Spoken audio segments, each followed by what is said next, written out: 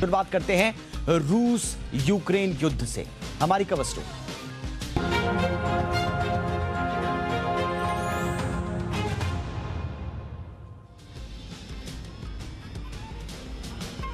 तो रूस और यूक्रेन के बीच युद्ध लगातार जारी है और अब पूरी दुनिया की नजर भारत पर है। हर कोई चाहता है कि भारत अपनी महत्वपूर्ण भूमिका निभाए इस युद्ध को रोकने में, लेकिन भारत को लेकर नजरिए अलग अलग हैं। रूस अभी भी तारीफ कर रहा है भारत की कि किसी एक पक्ष को भारत ने हावी नहीं होने दिया, दोनों पक्ष लेने की कोशिश की गई, लेकिन यूएस से जो संकेत आ रहे हैं वो इस तरह के जो धमकाने वाले एक तरह से कहे जा सकते हैं। हालांकि अमेरिका ये जो धमकियां दे रहा है या जो नजरें टेढ़ी करने की कोशिश कर रहा है, उसका भारत भी अपनी तरह से जवाब दे रहा है। स्वाभाविक रूप से भारत एक तरफ से साफ तौर पर अमेरिका को संदेश ये देना चाहता है कि आप तेल खरीदने के मामले में भेदभाव नहीं कर सकते। यूरोपियन देशों जब तेल लेते हैं, सस्ते दामों पर तेल लेते हैं, तो उस वक्त अमेरिका चुप्पी साध लेता है, छूट देता है। लेकिन अगर भारत सस्ते दामों पर रूस से तेल खरीदना चाहता है तो उसे लगातार धमकियां मिलती हैं। लेकिन आज वित्त मंत्री निर्मला सीतारमण ने एक बार साफ कह दिया कि सस्ता तेल खरीदना जारी रहेगा और साथ ही साथ यह भी साफ कर दिया गया भारत की ओर से कि यूरोपियन देश तो 15% ज्यादा तेल लेते हुए नजर आए हैं रूस से, तो उस पर क्या कहा जाए। कुल मिला के भारत की जो अहमियत है वो बढ़ती जा रही है इस पूरे मसले पर, और साथ ही साथ अब सारी दुनिया की नजर इस बात पर कि इस पूरे मसले पर भारत का रुख क्या होता है।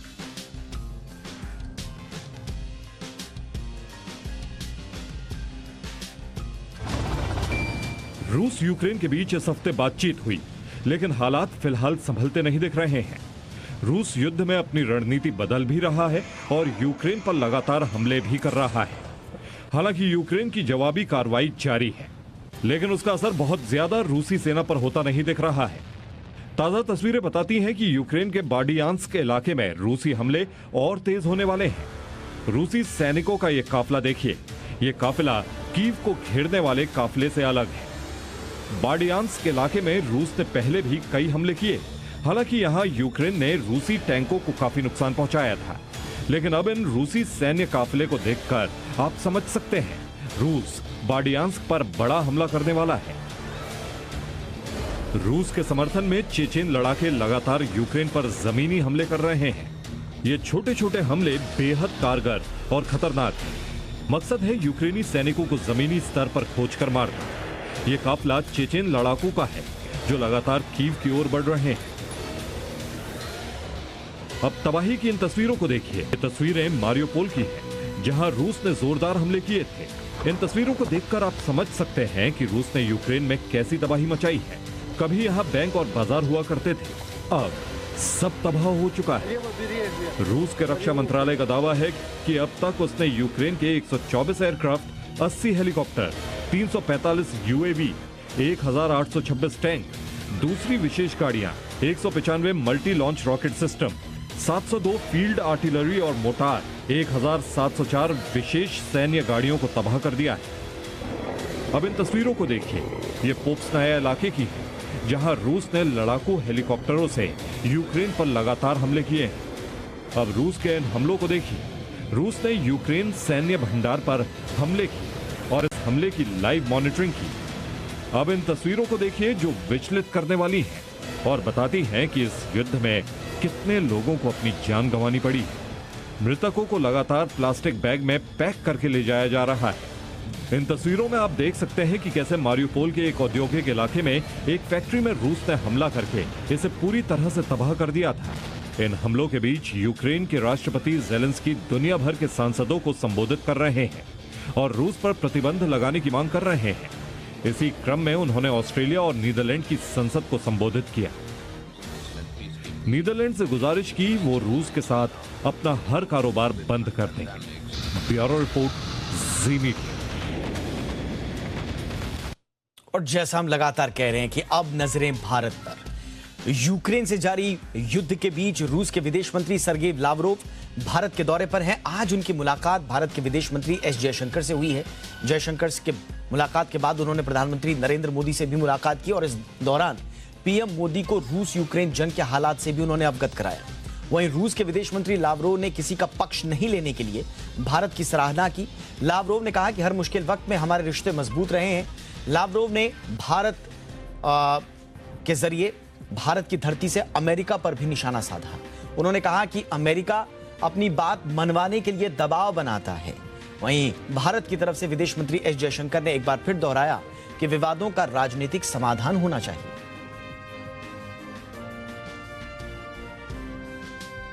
रूस ने भारत को सस्ते में क्रूड खरीदने का ऑफर दिया है। रूस ने भारत से कहा है कि वो युद्ध के पूर्व कच्चे तेल की जो भी कीमत थी, यानी कि प्री वॉर, उसमें भी $35 प्रति बैरल के डिस्काउंट पर क्रूड देगा भारत को।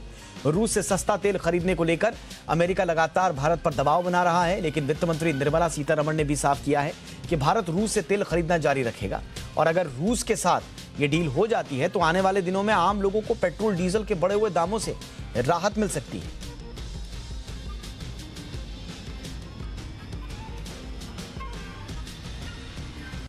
और अब सबसे बड़ी बात, युद्ध रूस और यूक्रेन के बीच चल रहा है, लेकिन वैश्विक शक्तियों का पूरा फोकस भारत के स्टैंड पर है। यूक्रेन, रूस हो या फिर अमेरिका हो, हर कोई भारत के दरवाजे खटखटा रहा है और भारत को अपनी तरफ करने की कोशिश कर रहा है। बीते 2 हफ्ते से ही अगर आप देखेंगे तो करीब दर्जन भर देशों के प्रतिनिधि भारत पहुंच चुके हैं।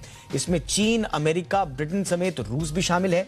ऐसे में सवाल यह उठता है कि क्या रूस और यूक्रेन के बीच जारी युद्ध भारत के दखल से ही खत्म होगा? क्या दूसरे देशों को समझ आ गया है कि भारत के साथ बिना उनके लिए वैश्विक स्तर पर खड़े रहना मुश्किल होगा? आखिर क्यों यूक्रेन संकट के बीच अचानक भारत वैश्विक कूटनीति के केंद्र में आ गया है? कोशिश करेंगे इस सवाल का जवाब तलाशने की, लेकिन सबसे पहले देखिए रूस यूक्रेन युद्ध के बाद कैसे भारत की अहमियत बढ़ी है।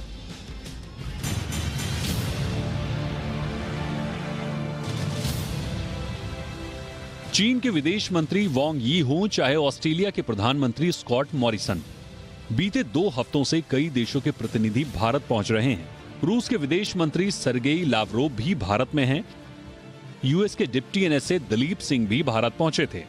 रूस यूक्रेन युद्ध के बीच इन राजनयिकों का भारत पहुंचना साफ करता है कि भारत इस समय वैश्विक कूटनीति में अहम भूमिका निभा रहा है। और इसकी क्या अहम वजह हैं, उनको समझने से पहले हमें जानना होगा कि रूस यूक्रेन युद्ध पर भारत का क्या स्टैंड है। भारत ने रूस यूक्रेन मुद्दे पर एक तटस्थ रुख अपना रखा है। भारत लगातार यही कह रहा है कि युद्ध से नहीं बल्कि शांति से विवाद का हल निकाला जाए, लेकिन इसके बावजूद उसने रूस के खिलाफ संयुक्त राष्ट्र में वोटिंग में हिस्सा नहीं लिया। और इसकी वजह है रूस के साथ भारत के संबंध। रूस के साथ भारत के रिश्ते केवल रक्षा जरूरतों तक सीमित नहीं है। इंटरनेशनल जियोपॉलिटिक्स के बदलते रुख को देखते हुए भारत अपने हितों का ध्यान रख रहा है और एक संतुलित नीति के साथ आगे बढ़कर किसी की भी नाराजगी को मोल लेने से बच रहा है। तो साफ है कि भारत ना रूस से दुश्मनी मोल लेना चाहता है और ना ही किसी पश्चिमी देश से। ऐसे में सवाल उठता है, जब भारत रूस यूक्रेन युद्ध में कोई पक्ष नहीं ले रहा है तो क्यों पूरी दुनिया भारत के इर्द गिर्द घूम रही है? और इसका जवाब है वैश्विक पटल पर भारत की मजबूत होती स्थिति।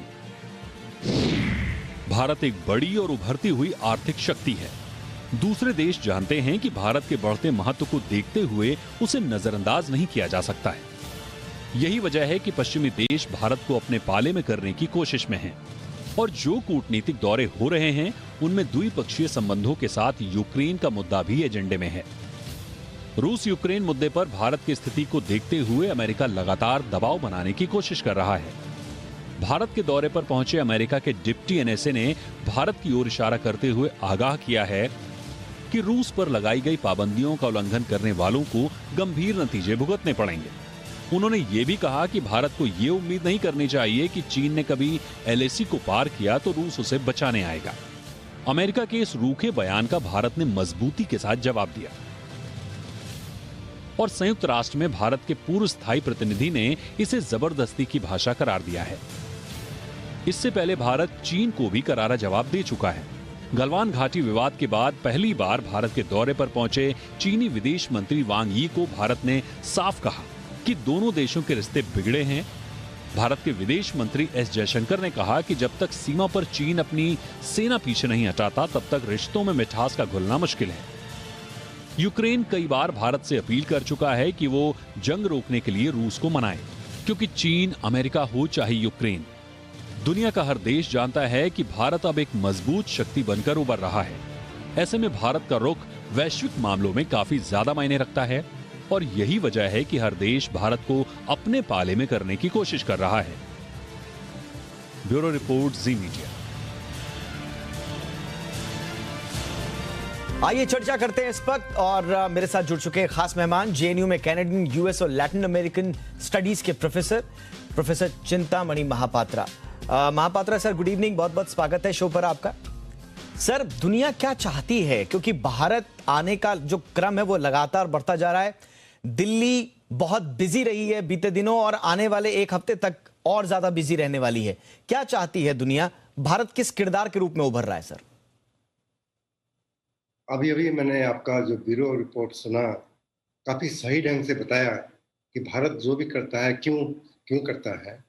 और अभी जो इंडिया पूरा विश्व में एक स्पॉटलाइट में है, इतने बड़े बड़े देशों, इतने पावरफुल इन्फ्लुएंशियल देशों के जितने भी बड़े लीडर हैं या ब्यूरोक्रेटिक ऑफिशियल हैं, सब दिल्ली आ रहे हैं बातचीत करने के लिए। क्यों? इसका मतलब ये नहीं है कि भारत के पास ऐसे एक जादू की लड़ी है, भारत ने इसे हिला दिया और यूक्रेन का जो समस्या है उसका समाधान हो जाएगा। ऐसी बात नहीं है। अभी मैं ये कहूँगा, जैसे आपका ब्यूरो रिपोर्ट ने कहा, भारत ना रशिया से दुश्मनी करना चाहता है ना अमेरिका से। मैं उसको थोड़ा अलग ढंग से बताना चाहूँगा। जी सर। भारत यही चाहता है कि अमेरिका के साथ जो स्ट्रेटेजिक पार्टनरशिप है वो भी बरकरार रहे, और रशिया भी हमारा एक स्ट्रेटेजिक पार्टनर है, वो भी बरकरार रहे। तो इंडिया का पॉलिसी ना न्यूट्रलिटी है ना नॉन अलाइनमेंट है। इंडिया चाहता है दोस्ती दोनों साइड के साथ। रशिया क्या चाहता है? रशिया यही चाहता है, रशिया और चाइना दोनों देशों ने यही चाहते हैं कि भारत ने एससीओ का मेंबरशिप जो है वो रहना चाहिए, ब्रिक्स भी कंटिन्यू होना चाहिए, रशिया चाइना इंडिया जो एक ट्रायंगल है वो भी बरकरार रहना चाहिए। और भारत अगर अभी अमेरिका के सपोर्ट में यूक्रेन में उन वेस्टर्न पोजीशन को सपोर्ट करेगा तो ये सारे जो संगठन है ये बिल्कुल उसका कोई मूल्य ही नहीं रहेगा। दूसरी तरफ से देखेंगे, अमेरिका ये चाहता है कि इतने साल के बाद जब नेटो ने जो बिखर रहा था, दोबारा नेटो यूनाइटेड हो गया, और अमेरिका जो एक डिक्लाइनिंग पावर था उसको एक सुयोग मिला है यूक्रेन की वजह से कि दोबारा अमेरिका एक विश्व लीडर की तरफ से उभर के आए। वो तभी संभव होगा जब भारत जैसा देश जो कि स्ट्रेटेजिक पार्टनर है, इमर्जिंग ग्लोबल प्लेयर है, वो भी उनके साथ रहे। तो मैं ये कहना चाहूंगा कि अमेरिका जो इंडिया के ऊपर दबाव डाल रहा है, और Japanese prime minister, Australian prime minister, German national security adviser सब आके जो इंडिया को बार बार ये कह रहे हैं कि यूक्रेन के इशू में उनको मदद करें, इसके पीछे कारण ये नहीं है कि भारत अगर सैंक्शंस में ज्वाइन करेगा तो उसमें कोई फर्क पड़ेगा। भारत अगर कंडेम कर दिया रशिया को तो रशिया मान जाएगा, ऐसा बात नहीं है। ये पॉलिटिकल सिंबोलिज्म है, इकोनॉमिक कारण नहीं है। मैं ये कहना चाहूंगा कि भारत की पोजीशन बिल्कुल सही है, ना न्यूट्रल है ना न्यूट्रलिटी है, दोस्ती सबके साथ, दोस्ती सबके साथ, एंगेजमेंट सबके साथ, लेकिन किसी दूसरे की शर्त पर नहीं, अपने हितों को ध्यान में रखते हुए अपनी शर्तों पर। लेकिन सर, ये जो इस बीच जो सस्ते तेल का जो पूरा मसला उभरा है और अमेरिका खास तौर से आंखें तरेरने की कोशिश कर रहा है, भारत ने भी आईना दिखा दिया है कि आप यूरोपियन कंट्रीज के लिए एक स्टैंड, भारत के लिए दूसरा स्टैंड नहीं रख सकते, जबकि हमसे ज्यादा प्रभावित तो यूरोपियन कंट्रीज हैं। वहां 15% ज्यादा तेल की खरीद हुई है रूस से। तो ये डबल स्टैंड नहीं चलेगा, ये लाउड एंड क्लियर है अमेरिका के लिए। देखिए, अमेरिका का डबल स्टैंडर्ड काफी दिनों से है। अभी अमेरिका रशिया से यूरेनियम खरीदता है। अभी कुछ दिन पहले अमेरिका का एक एस्ट्रोनॉट ने रशियन स्पेसक्राफ्ट से इंटरनेशनल स्पेस स्टेशन जो है वहीं से लैंड किया। इसका मतलब ये है कि जहां जहां उनका रशिया का मदद चाहिए वो संबंध तो बिल्कुल बरकरार है, और जहां जहां नहीं है वहां सैंक्शन डालने के लिए कोशिश कर रहे हैं। तो अमेरिका जब बोलता है कि हम रशियन गैस नहीं खरीदेंगे, तो रशिया से अमेरिका कितना गैस लेता है? ज्यादा नहीं लेता। तो इसीलिए ये डबल स्टैंडर्ड की जो बात ये लोग कह रहे हैं वो बिल्कुल गलत है। इंडिया को समझ में आता है कि ये लोग क्या चाहते हैं। तो इंडिया का पोजीशन इसलिए मैं ये कहूँगा कि जब अगर इकोनॉमिक सैंक्शंस होता है, एनर्जी के ऊपर भी होता है, और ऑयल का मार्केट में प्राइस बढ़ जाता है, सबसे ज्यादा प्रभाव किसके ऊपर होता है? गरीब देशों से होता है, और जो ज्यादा ऑयल इंपोर्ट करते हैं। तो अमेरिका तो एक ऑयल इंडिपेंडेंट कंट्री है, हम तो डिपेंडेंट कंट्री हैं। अगर सस्ते में अगर ऑयल मिल रहा है, पैंडेमिक की वजह से जिस तरह से आर्थिक स्थिति घटा है, और अब अगर हम ऑयल नहीं खरीदेंगे, सस्ते में मिल रहा है, तो नुकसान किसका होगा? इंडिया का होगा। रशिया का ज्यादा फायदा होगा क्या? नहीं होगा। अमेरिका का नुकसान होगा क्या? नहीं होगा। तो इसीलिए अपना जो पॉलिसी है बिल्कुल सही पॉलिसी। बिल्कुल सर। एक आखिरी सवाल सर, हर कोई अब भारत की तरफ जब देख ही रहा है, मैं कई बार रह के ये सोचता हूं कि जब भारत ने एक बहुत ही बैलेंस्ड नीति और ना किसी से ना दुश्मनी और ना किसी से बैर, ये वाली जो स्थिति अपनाई हुई है, तो फिर भारत क्या वाकई में ऑफिशियली यूक्रेन और रशिया के बीच में मध्यस्थता कर सकता है? क्या वो ऑफर कर सकता है? और अगर ऑफर करेगा तो क्या वो सक्षम होगा मध्यस्थता कराने में? मैं तो ये कहूंगा कि दो देश है, एक है भारत, दूसरा है फ्रांस। वो लगातार रशियन डिप्लोमेट्स के साथ, रशियन लीडर के साथ वार्तालाप कर रहे हैं। तो ये भारत करेगा ये प्रश्न नहीं है, भारत कर रहा है। और यूक्रेन भी अगर भारत की तरफ देख रहा है, रशिया तो अपना दोस्त है ही। इसको किस ढंग से उसको वार को खत्म करें और बातचीत करें, शांति वापिस आए, ये भारत कर ही रहा है। मैं कहूंगा कर ही रहा है। बट ये क्या ज्यादा एविडेंट या ऑफिशियल नहीं होना चाहिए बजाय टर्की में या कहीं और जाने के? क्या हो, ऐसा कोई सीन बन सकता है क्या कि जेलेंस्की और पुतिन दिल्ली में आके मिल रहे हैं? अगर भारत की सरकार ये इनिशिएटिव ले, ये बहुत ही अच्छा होगा, बहुत ही अच्छा होगा। मगर मैं ये कहूंगा कि अगर भारत ने ओपनली, जैसे आपने कहा है, ऐसा स्टेप ले, बहुत सारे देश हैं उसको पीछे से काटने के लिए कोशिश करेंगे। तो हमारा तो लक्ष्य ये है कि शांति बनी रहे, लड़ाई खत्म हो जाए। उसको कौन सा किस ढंग से हम कर रहे हैं वो ज्यादा मायने नहीं रखता। दुनिया को दिखाने के लिए कि अरे हमने ये कर दिखाया, वो अलग बात।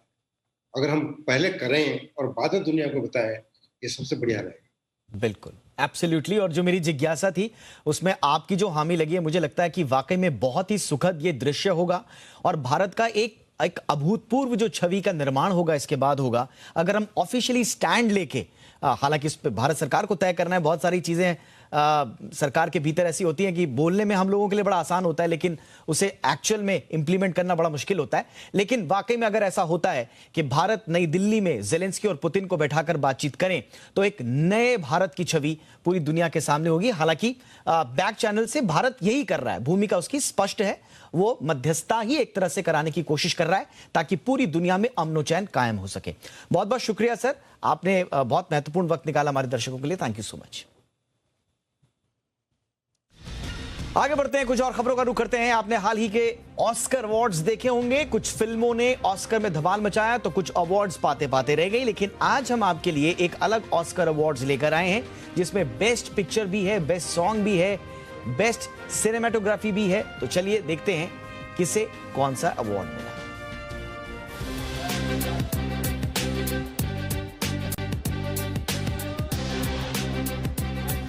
फिल्मों को मिलने वाले ऑस्कर अवार्ड्स तो आप न जाने कितने साल से देखते चले आ रहे हैं, लेकिन क्या कभी आपने युद्ध वाले ऑस्कर अवार्ड्स के बारे में सुना है? नहीं ना। आज हम आपको कुछ ऐसे ही अवार्ड्स दिखाने वाले हैं। दरअसल रूस यूक्रेन युद्ध के बीच यूक्रेन ने युद्ध से जुड़े 7 वीडियो जारी किए हैं और इन वीडियोस को यूक्रेन ने अलग अलग कैटेगरी में अवार्ड दिए हैं। तो चलिए लिस्ट की शुरुआत करते हैं। सबसे पहले आपके सामने है बेस्ट पिक्चर। यूक्रेन ने बेस्ट पिक्चर की कैटेगरी में बरगास्क का एक वीडियो शेयर किया है जिसमें दावा किया जा रहा है कि ये रूस का जहाज है जिसे यूक्रेनी सेना ने तबाह कर दिया था। वीडियो के मुताबिक इस पर उस समय हमला किया गया था जब यह जहाज सैन्य मदद लेकर बरगास्क पहुंचा था।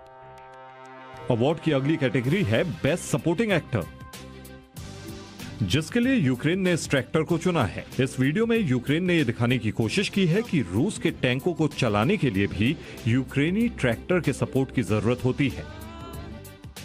अब बारी है बेस्ट अंतर्राष्ट्रीय फिल्म की। ये अवार्ड यूक्रेनी सेना ने बेराक्टा TB2 ड्रोन्स को दिया है। ये वो ड्रोन हैं जो यूक्रेन को टर्की से मिले थे। आंकड़ों के मुताबिक इस ड्रोन से बख्तरबंद गाड़ियां, एंटी एयर सिस्टम, हेलीकॉप्टर और मल्टीपल लॉन्च रॉकेट सिस्टम जैसे बड़ी चीजों को खत्म किया गया है।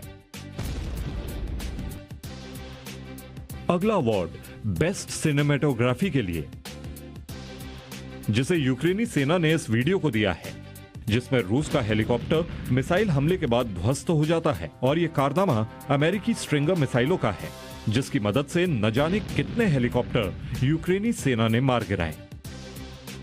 इन अवार्ड्स में यूक्रेन ने बेस्ट सॉन्ग की भी कैटेगरी रखी है और बेस्ट सॉन्ग के लिए इस वीडियो को चुना गया है जिसमें एक बच्ची बंकर के अंदर यूक्रेन का राष्ट्रगान गा रही है।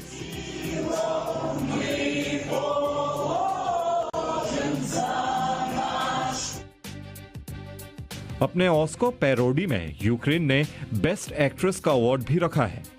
इस कैटेगरी में यूक्रेन सेना ने जेवलिन एंटी टैंक मिसाइल को बेस्ट एक्ट्रेस का खिताब दिया है, वो मिसाइल जो रूस के न जाने कितने ही टैंकों के लिए काल साबित हुई है। और आखिर में बेस्ट प्रोडक्शन डिजाइन। यूक्रेनी सेना की ओर से जारी किया गया यह वीडियो ब्रोवारी का है जहां यूक्रेन के टैंकों की टक्कर रूसी टैंकों से हो गई थी। यूक्रेन का दावा है कि आमने सामने की इस लड़ाई में रूस के टैंक मैदान छोड़कर भाग गए थे। इन वीडियोस के जरिए यूक्रेन ने साबित करने की कोशिश की है कि इस युद्ध में वो रूस पर भारी पड़ा है। ब्यूरो रिपोर्ट, जी मीडिया। क्वीन एलिजाबेथ के 96वें जन्मदिन पर आयोजित कार्यक्रम में भारत में ब्रिटेन के उच्चायुक्त ने हिंदी में भाषण देकर महफिल लूट ली। एलेक्स एलिस ने थोड़ी ही हिंदी बोली, लेकिन जितना भी कुछ उन्होंने कहा वो काफी दूर तक इशारा करने वाली बात थी।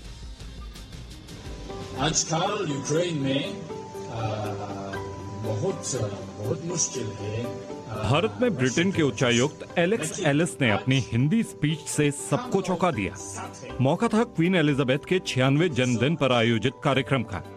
एलेक्स मंच पर आए और टूटी फूटी ही सही लेकिन कुछ अलग अंदाज में कही गई हिंदी में बातें वहां मौजूद सबके दिलों को छू गई। एलेक्स ने अपनी स्पीच की शुरुआत हिंदी में करते हुए कोविड का जिक्र किया, साथ ही रूस और यूक्रेन के बीच चल रहे जंग को लेकर इशारों में रूस पर तंज भी कसा। आजकल यूक्रेन में बहुत मुश्किल है रशिया की वजह से, लेकिन आज हम लोग साथ हैं। Thank you so much. Britain के उच्चायुक्त एलेक्स एलिस ने जिस समय हिंदी में भाषण दिया उस समय उनके हिंदी के टीचर भी कार्यक्रम में मौजूद थे। एलेक्स ने अपनी खराब हिंदी के लिए टीचर से माफी भी मांगी। गुरुजी, my apologies. So, thank you so much. जाहिर है एलेक्स एलिस ने अपनी बातों के जरिए भारत से अपने मजबूत रिश्तों को एक बार फिर जाहिर किया है। ब्यूरो रिपोर्ट, जी मीडिया। जरा पड़ोसी मुल्क श्रीलंका की भी बात कर लेते हैं, जो इस वक्त इतिहास के सबसे बड़े आर्थिक संकट से जूझ रहा है। विदेशी मुद्रा की कमी के चलते श्रीलंका में आर्थिक संकट गहराया हुआ है। ईंधन, रसोई गैस, बिजली कटौती जैसी तमाम चीजें श्रीलंका के लोग इनसे जूझ रहे हैं। श्रीलंका में राष्ट्रपति गोतबाया राजपक्षे के घर के बाहर सैकड़ों प्रदर्शनकारियों ने विरोध प्रदर्शन किया। प्रदर्शनकारियों पर पुलिस ने आंसू गैस के गोले छोड़े और पानी की बौछार की। प्रदर्शनकारी राष्ट्रपति राजपक्षे के इस्तीफे की मांग कर रहे हैं। श्रीलंका के राष्ट्रपति गोतबाया राजपक्षे के आवास के बाहर सैकड़ों प्रदर्शनकारी एकत्र होने के बाद कम से कम 45 लोगों को गिरफ्तार किया गया है। कोलंबो शहर के ज्यादातर हिस्सों में कुछ समय के लिए कर्फ्यू लगा दिया गया। बता दें कि रोजमर्रा की चीजों के दाम यहां काफी ज्यादा बढ़ गए हैं।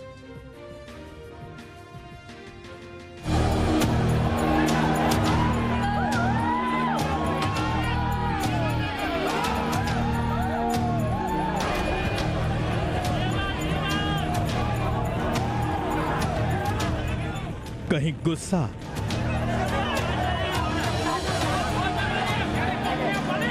कहीं मजबूरी, तो कहीं दुकानों के बाहर लंबी लाइनें। श्रीलंका में बदहाली की ऐसी तस्वीरें भी देखने को मिलेंगी, ये किसी ने सपने में नहीं सोचा होगा। लगातार बिगड़ते आर्थिक संकट की वजह से श्रीलंका में हालात अब बद से बदतर होते जा रहे हैं।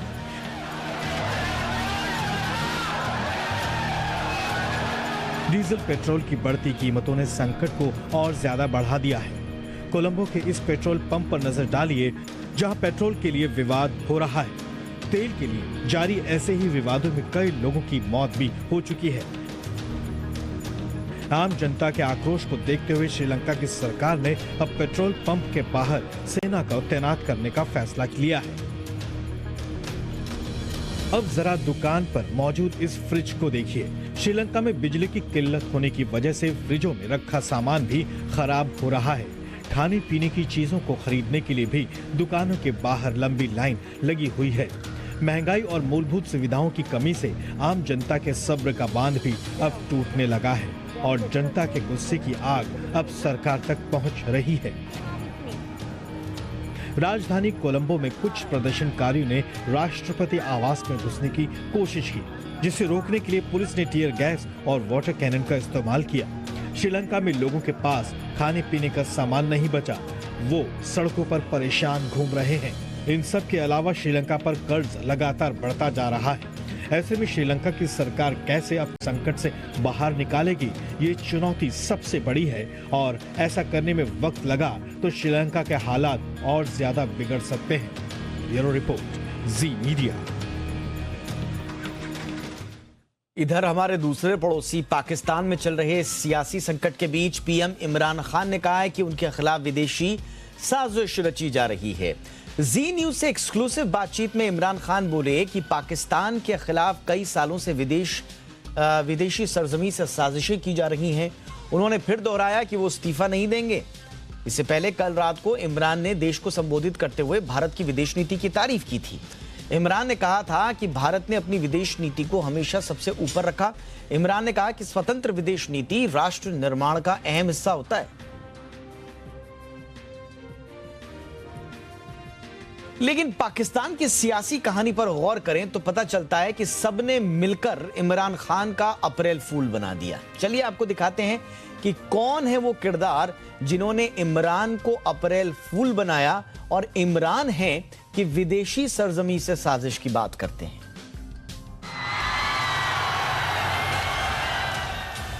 और काम पे टांगने वाले जिसको अभी इमरान का सबसे बड़ा अप्रैल फूल पाकिस्तान की जनता ने बनाया है। पाकिस्तान की वही अवाम जिसने रैलियों में लाखों की भीड़ जमा करके इमरान खान को स्टेट्समैन होने का झांसा दिया, इमरान के अंदर आखिरी बॉल तक डटे रहने का झूठा कॉन्फिडेंस भर दिया। और अब जब इमरान की कुर्सी पर बनाई तो पाकिस्तानी आवाम कहीं नजर नहीं आ रही।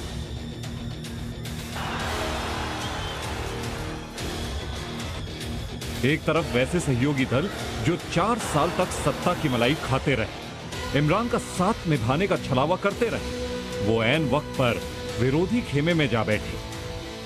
चाहे वो MQMP के नेता हो या PMLQ के नेता हो या BAP के सांसद हो, सबने ऐन वक्त पर इमरान का अप्रैल फूल बनाया। 4 साल पहले पाकिस्तानी फौज के चीफ जनरल कमर जावेद बाजवा ने जब इमरान खान को पाकिस्तान की कुर्सी पर बैठाया था तो उस वक्त बाजवा को अपनी नौकरी का एक्सटेंशन चाहिए था।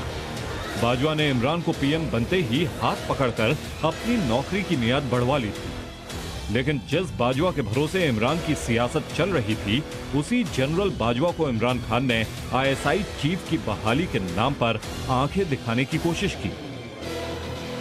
नतीजा हुआ कि आज बाजवा ने इमरान का अप्रैल फूल बनाकर छोड़ दिया है। इमरान खान को क्या पता था कि मॉस्को पहुंचकर जितना एक्साइटेड महसूस कर रहे थे, पुतिन से वो मुलाकात उनकी कुर्सी पर ही भारी पड़ने वाली।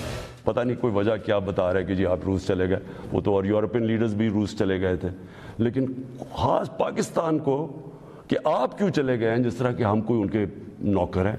पुतिन ने यूक्रेन हमले से ठीक पहले इमरान को मेहमान बनाकर तो अप्रैल फूल बनाया ही, ऊपर से आशंका ये भी है कि इस पूरे प्लॉट में पर्दे के पीछे चीन की धूर्त चाल भी हो सकती है। क्योंकि ऐसा करके चीन ने पाकिस्तान का वो हाल कर दिया है कि बाइडेन ने इमरान को फोन तो नहीं ही किया, ऊपर से सीक्रेट लेटर के जरिए इमरान का बड़ा अप्रैल फूल भी बना दिया। ब्यूरो रिपोर्ट, जी मीडिया। बुलेट ट्रेन का नाम सुनते ही आपके मन में तेज रफ्तार और आरामदायक सफर की तस्वीरें सामने आ जाती हैं, लेकिन क्या आप जानते हैं कि जल्द ही बुलेट ट्रेन का इस्तेमाल परमाणु हमले के लिए भी किया जाएगा? चीन ने कुछ ऐसी ही तैयारी की है। बुलेट ट्रेन जो सिर्फ अपनी रफ्तार के लिए ही नहीं बल्कि अपने आरामदायक सफर के लिए भी जानी जाती है, लेकिन जल्द ही बुलेट ट्रेन लॉन्चर बनने वाले हैं। ऐसे लॉन्चर जो सुपरसोनिक या हाइपरसोनिक मिसाइलें दागने के लिए नहीं बल्कि परमाणु हथियार लॉन्च करने के लिए इस्तेमाल किए जा सकते हैं।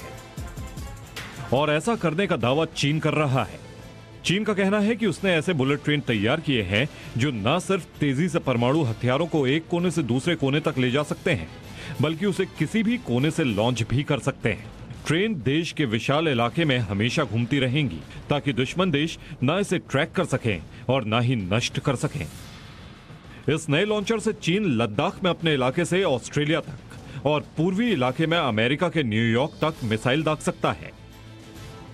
लेकिन इन ट्रेनों के जरिए क्या परमाणु हथियार लॉन्च करना आसान होगा?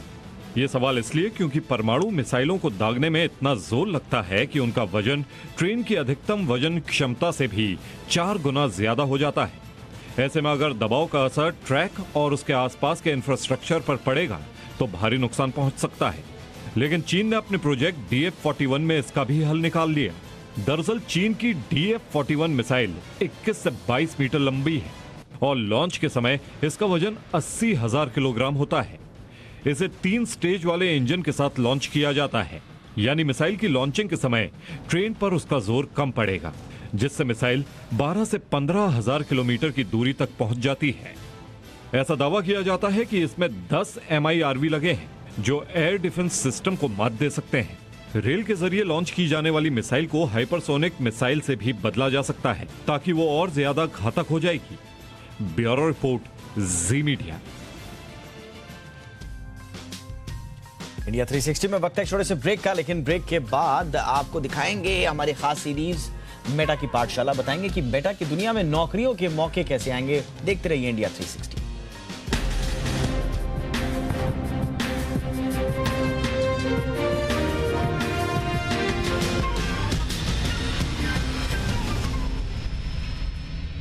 नेत्र रोगों का आयुर्वेदिक समाधान है आईग्रिट गोल्ड तथा ईयर प्रॉब्लम्स का साइंटिफिक सॉल्यूशन है ईयर ग्रिट गोल्ड व ड्रॉप्स। आप लोगों से निवेदन करना चाहता हूं कि मुंबई में होने वाले 3 से 6 अप्रैल को जियो कन्वेंशन सेंटर में आप सब पधारें, क्योंकि यहाँ वर्ल्ड के जो बेस्ट एग्जीबिटर्स है वो यहाँ पे आ रहे हैं। जितने भी टॉप रिटेलर्स इंडिया के हैं वो सब यहाँ पे पधारने वाले हैं। तो ये एक बहुत बढ़िया प्लेटफॉर्म है आपस में इंटरेक्ट करने का, बेस्ट से बेस्ट ज्वेलरी को निहारने का, और उससे आने वाले समय में अपने सारे एग्जीबिशंस में पार्ट लेके आप अपने बिजनेस को दुगुना कर सकते हैं। FPO को कमान, खुशहाल किसान, अच्छा भाव, नया बाजार, खेती को मिलेगा नया आधार। CII और NCDEX IPFT प्रेजेंट्स FPO शिखर सम्मेलन। देखिए 2 अप्रैल सुबह 10:30 बजे सिर्फ जी बिजनेस पर। कोलेजन की कमी से आपकी स्किन में झुर्रियां पड़ने लगी। 20 प्राकृतिक तत्वों से निर्मित कोलेजन प्रास के नियमित सेवन से आपकी स्किन रहेगी एवर यंग।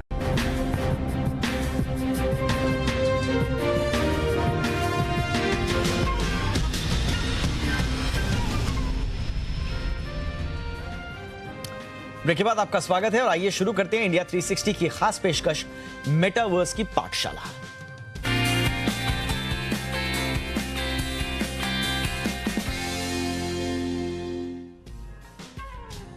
मेटावर्स में तो दुनिया भर के कमाई के मौके हैं। वहां अंदर कैसे आपको कमाई करनी है, कैसे जाना है, कैसे मेटा की दुनिया में आप उसका हिस्सा बन सकते हैं, ये हमने पूरी सीरीज में आपको बताया। आज आपको बताते हैं कि मेटा की ये जो नई दुनिया है ये कौन से नए जॉब्स क्रिएट करेगी।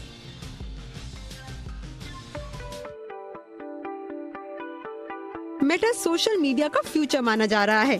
ब्लॉकचेन टेक्नोलॉजी पर आधारित मेटावर्स इंटरनेट पर एक पैरेलल दुनिया होने वाली है।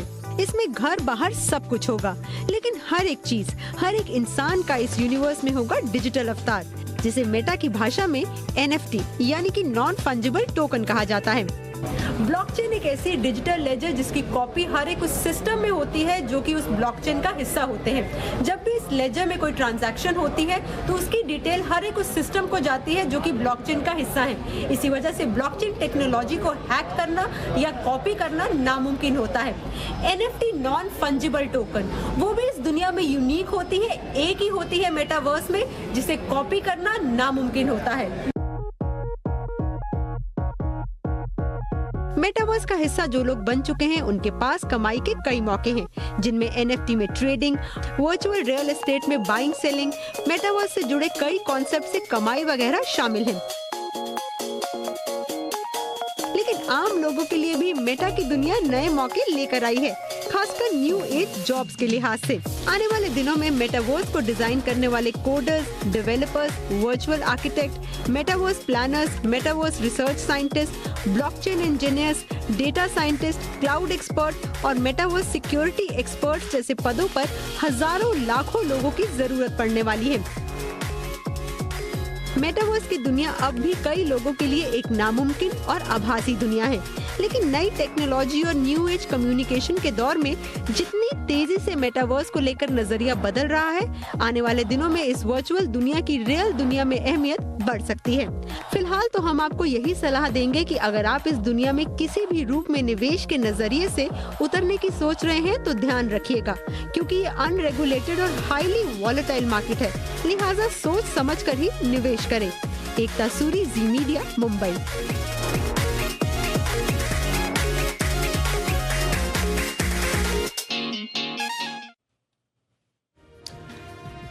परीक्षा पे चर्चा का 5वां एडिशन आज दिल्ली के तालकटोरा स्टेडियम में आयोजित हुआ, जिसमें प्रधानमंत्री नरेंद्र मोदी देश भर के छात्रों से रूबरू हुए। इस दौरान पीएम मोदी ने बच्चों को परीक्षा से जुड़े हर सवाल के जवाब देने की कोशिश की। पीएम ने कहा कि खेले बिना कोई खिल नहीं सकता। अपने प्रतिद्वंदी की चुनौतियों का सामना करना हम सीखते हैं, किताबों में हम जो पढ़ते हैं उसे आसानी से खेल के मैदान से सीखा जा सकता है। खेलना खिलने के लिए बहुत अनिवार्य होता है। बिना खेले कोई खिल नहीं सकता। अगर आप खिलना चाहते हैं, खुलना चाहते हैं, तो खेल जीवन में बहुत जरूरी है।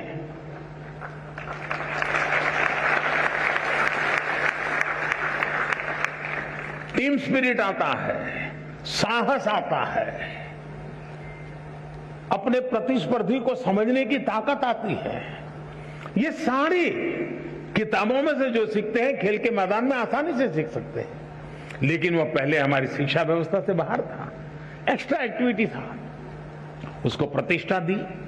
अब आप देखते हैं कि परिवर्तन आने वाला है और इन दिनों खेलकूद में जो रुचि बढ़ रही है तो उसको एक प्रतिष्ठा मिली है। और जी मीडिया के माइक पर जब एक छात्र ने पीएम मोदी से कुछ सवाल पूछे तो पीएम मोदी ने क्या जवाब दिया, आप भी सुनिए।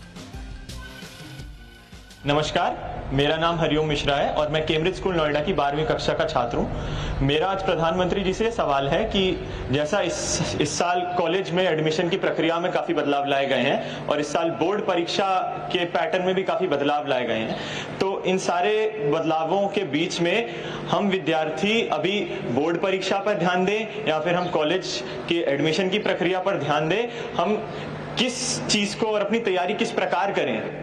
मैं नहीं मानता हूं कि हमने एग्जाम के लिए पढ़ना चाहिए, गलती वहीं हो जाती है। मैं इस एग्जाम के लिए पढ़ूंगा, फिर मैं इस एग्जाम के लिए पढ़ूंगा, इसका मतलब हुआ कि आप पढ़ नहीं रहे हैं, आप उन जड़ी बूटियों को खोज रहे हैं जो आपका काम आसान कर दें। और शायद इसी के कारण हमारे लिए अलग अलग एग्जाम अलग लगते हैं, कठिन लगते हैं। हकीकत ये है कि जो भी हम पढ़ रहे हैं उसको पूर्ण रूप से हम पूरी तरह उसको आत्मसात करेंगे फिर वो बोर्ड का एग्जाम है या एंट्रेंस एग्जाम है या जॉब के लिए कोई इंटरव्यू या एग्जाम है, कहीं पर भी हो सकता है एग्जाम। अगर आपने अपनी शिक्षा का पूर्ण रूप से एक साक्षात्कार किया है, आत्मसात की है, तो आपको एग्जाम का रूप क्या है वो रुकावट नहीं बनता है। और इसलिए अपने आप को एग्जाम के लिए तैयार करने के दिमाग खपाने के बजाय अपने आप को योग्य शिक्षित व्यक्ति बनाने के लिए, विषय को मास्टर बनने के लिए हम मेहनत करें।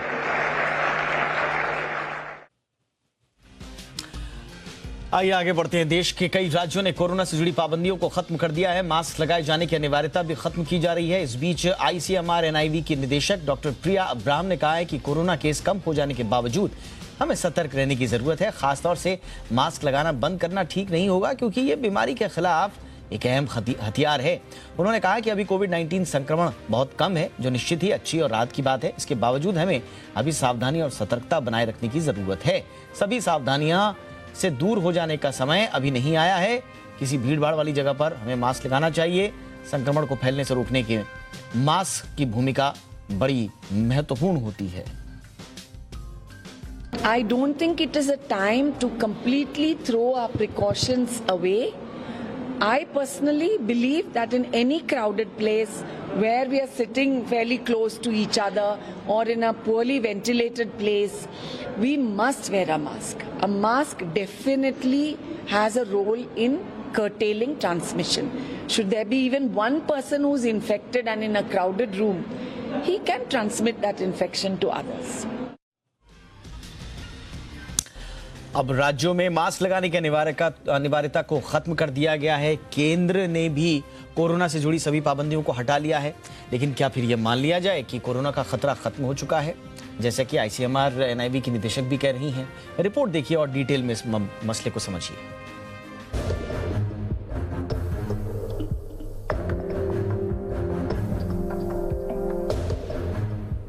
कोरोना काल के दौरान मास्क लगाने के चलते लोगों के खुले और खिले चेहरे देखे करीब 2 साल हो गए थे, लेकिन अब इससे निजात मिल चुकी है।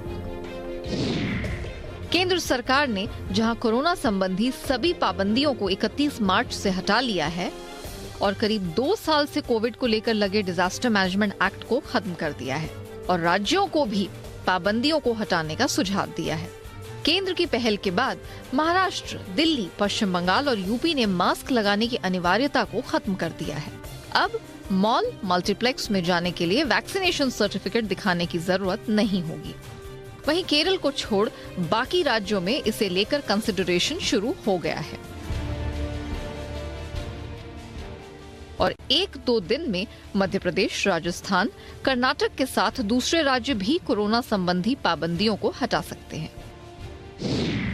पाबंदियों को हटाने के पीछे बड़ी वजह यह है कि देश भर में वैक्सीनेशन 184 करोड़ के आंकड़े को पार कर चुका है, जिसमें 99 करोड़ लोगों को सिंगल और 83 करोड़ से ज्यादा लोगों को दोनों डोजेस लग चुकी हैं। 12 से 14 साल के बच्चों की बात करें तो इनके वैक्सीनेशन का आंकड़ा भी 1 करोड़ 83 लाख को पार कर चुका है और 15 से 18 साल के बच्चों में वैक्सीनेशन का यह आंकड़ा 5 करोड़ 82 लाख को पार कर चुका है। ऐसे में देश की एक बड़ी आबादी को वैक्सीनेशन लग चुका है और कोरोना लगातार कमजोर पड़ता जा रहा है, जिसे देखते हुए कोरोना की पाबंदियों को हटाया जा रहा है। भले ही कोरोना को लेकर खतरा कम हो चुका हो, लेकिन चुनौतियां अभी पूरी तरह से खत्म हो गई हैं ऐसा नहीं लगता। बीते दिन कोरोना के कुल 1335 मामले सामने आए हैं और इसमें 52 लोगों की मौत हो गई है। ये आंकड़े बुधवार को आए आंकड़े से 160 ज्यादा है, यानी सावधानी हटी, दुर्घटना घटी का खतरा अभी भी है, क्योंकि चीन और ब्रिटेन जैसे कुछ देशों में कोरोना फिर से सिर उठाने लगा है। बता दें कि 24 मार्च 2020 को केंद्र सरकार ने कोरोना को महामारी मानते हुए देश भर में डिजास्टर मैनेजमेंट एक्ट लागू किया था। सरकार ने मास्क, सैनिटाइजेशन और 2 गज की दूरी को अनिवार्य कर दिया था। पिछले साल 16 जनवरी को भारत में सबसे बड़े टीकाकरण अभियान की शुरुआत हुई। और आज देश में वैक्सीनेशन 184 करोड़ के आंकड़े को पार कर चुका है। फिलहाल मास्क की अनिवार्यता भले ही कुछ राज्यों में खत्म कर दी गई हो, लेकिन समझदारी इसी में है कि हमें कमजोर पड़े कोरोना को उभरने नहीं देना है और इसके लिए हमारे लिए भीड़ भाड़ वाली जगह पर 2 गज की दूरी बनाए रखने के साथ मास्क लगाने में ही भलाई है। वहीं घर जाकर हाथों को सैनिटाइज करना भी जारी रखना चाहिए ताकि हमें कोरोना की चौथी लहर से रूबरू ना होना पड़े। ब्यूरो रिपोर्ट, जी मीडिया। अब हम आपको राज्यसभा से रिटायर हो रहे 72 सांसदों के एक अलग अंदाज से रूबरू करवाते हैं। दरअसल राज्यसभा के 72 सांसद अगले कुछ महीनों में रिटायर हो जाएंगे। गुरुवार को जब विदाई समारोह आयोजित किया गया तो इन सांसदों का अलग ही रूप देखने को मिला।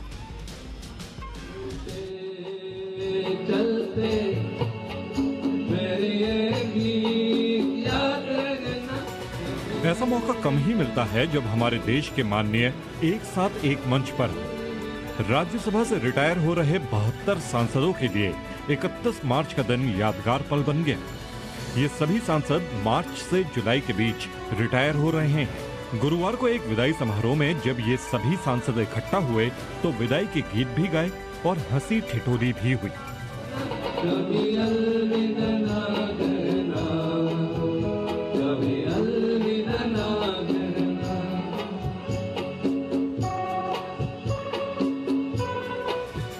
विदाई समारोह में बीजेपी सांसद रूपा गांगुली ने भी सुरों के तराने छेड़े। आज जाने की जिद ना करो, हाय मर जाएंगे। विदाई समारोह में प्रधानमंत्री नरेंद्र मोदी ने भी शिरकत की। उन्होंने सभी 72 सांसदों से मुलाकात की। इस दौरान वे काफी भावुक भी दिखे। हालांकि कई बार उन्होंने हंसी मजाक भी किया। सभी सांसदों ने पीएम मोदी के साथ मिलकर फोटो भी खिंचवाई। ब्यूरो रिपोर्ट, जी मीडिया।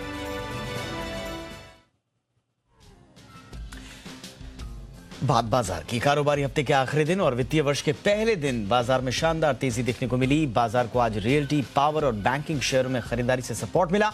फार्मा और आईटी इंडेक्स फ्लैट बंद हुए। कारोबार के अंत में निफ्टी 206 अंक चढ़कर 17,670 पर बंद हुआ। सेंसेक्स भी 708 अंकों की शानदार तेजी के साथ 59,277 के स्तर पर बंद होने में कामयाब रहा। बैंक निफ्टी में भी 750 अंकों से ज्यादा का उछाल दिखा।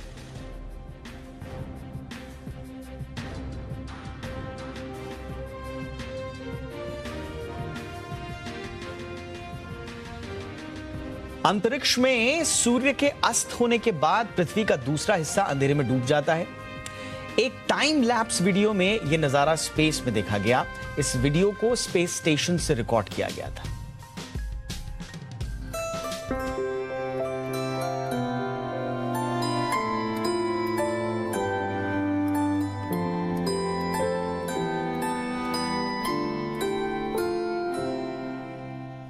सूर्य का निकलना और सूर्य का डूबना प्रकृति के कुछ सबसे खूबसूरत नजारों में शामिल हैं। लेकिन अंतरिक्ष से यह नजारा और भी ज्यादा खूबसूरत दिखता है। यह वीडियो अमेरिकी स्पेस एजेंसी नासा ने स्पेस स्टेशन से रिकॉर्ड किया है। इस टाइम लैप्स में सूर्य पृथ्वी के पीछे अस्त होता दिख रहा है, जिसके बाद हमारी पृथ्वी का दूसरा हिस्सा और स्पेस स्टेशन पूरी तरह से अंधकार में डूब जाते हैं। वीडियो में रात के वक्त जगमगाती पृथ्वी नजर आ रही थी। इसके अलावा समुद्री इलाकों में कड़कड़ाती बिजली और तूफान को भी साफ देखा जा सकता था, जो किसी स्ट्रीट लाइट की तरह लग रही थीं। एक वीडियो में दिन से रात और फिर दोबारा रात से दिन की ओर बढ़ती पृथ्वी का नजारा बेहद आकर्षक था। ब्यूरो रिपोर्ट, जी मीडिया।